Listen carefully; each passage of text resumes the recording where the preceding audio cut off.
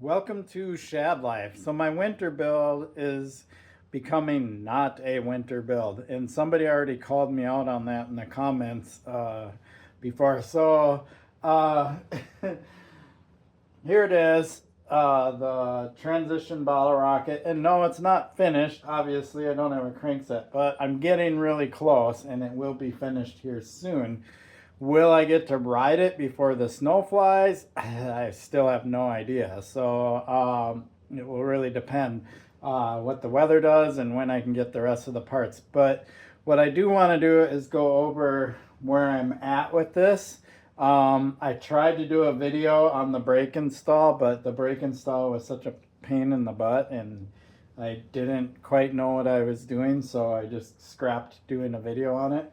But I did manage to get the brakes installed, and it actually, the final product is pretty impressive. Uh, my frustration excluded. But I'll just go over this. What's funny is how many things I didn't realize I already had to save me a lot of money on this build.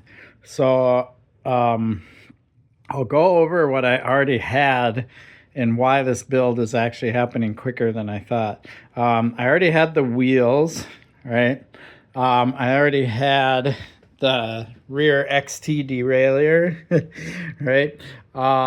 And I had the seat post, dropper post, and seat. And then, of course, the front wheel.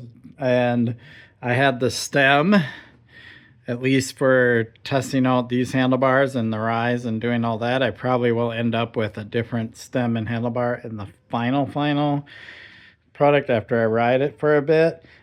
And I actually found that I have a Shimano SLX shifter in my parts kit. I just need the little clamp, the 22 millimeter clamp for the handlebar, which I don't have.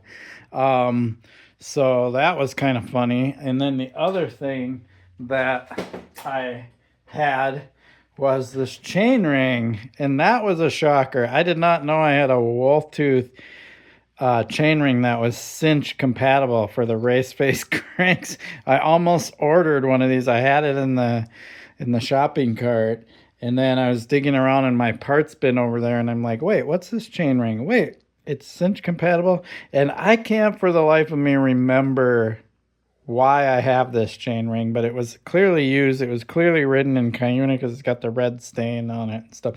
So I'll probably have to go look through my past videos or something to remember where this was. But so I had quite a few parts for this build, and then the fork I ordered because there was a Rampage sale on the fork, and I'm like, I took advantage of that because that was like $650 versus $1,000 some dollars. So I took advantage of that and then ordered the headset and did a video on all that. But that's why this is happening so much faster. So what do I still need? I need a bottom bracket. I already have the chain, XT chain, and I got an XT cassette for this bike. So, and I just installed the brakes last night, and the brakes are awesome. These are the Magura MT7 Pros. Feeding it through the frame was frustrating, but I did manage to pull that off. And then the levers. And I ordered the bars and installed them last week. And I happen to have these Sam Pilgrim grips. I'm not sure I'm a fan of all that red up there, but for now I'll leave them on there. And I ordered the brake rotors, but I already had the wheels with the red lock rings. This is actually why I started to go with the little bits of red theme on here, is because I already had the wheels with the red spoke nipples.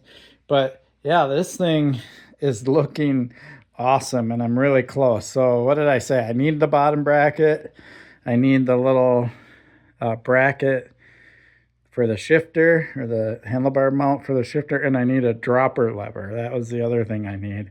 And I still have to feed another shifter wire through the frame for the dropper post, because the dropper post just uses a regular shifter cable.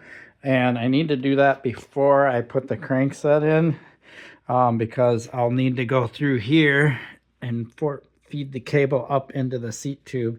And so if I put the crankset in before I do that, I'll have to take the crankset out to install the post. So I probably will do that next, is at least feed the cable through, and that way I have all that taken care of. So yeah, there you go. There it is, looking really awesome.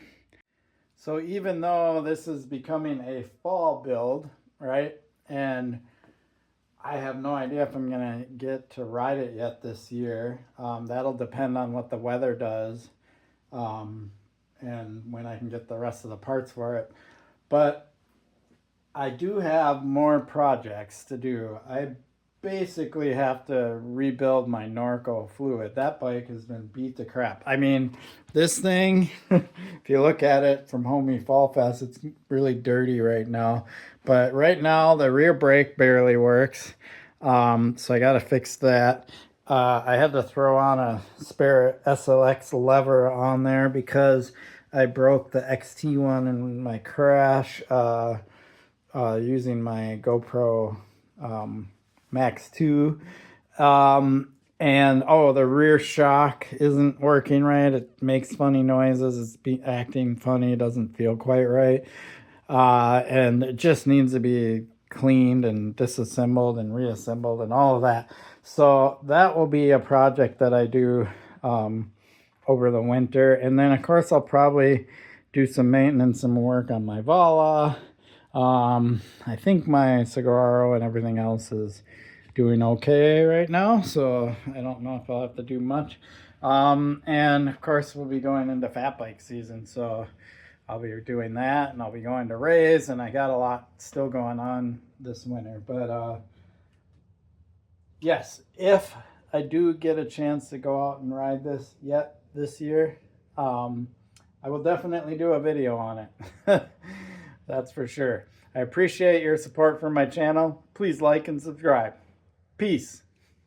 Just a little side note here at the end of my video. I get a ton of views and likes, all that stuff on my channel, but I don't seem to be getting people to click the subscribe button down there, which is kind of interesting. So like, if you go and click like, please consider clicking the subscribe button also. That would really help me out, because I do feel like my subscriber count doesn't match the analytics of what I see when I go into my YouTube dashboard. We get to see all this data on who's watching, how long people are watching, how many views, all this stuff, right?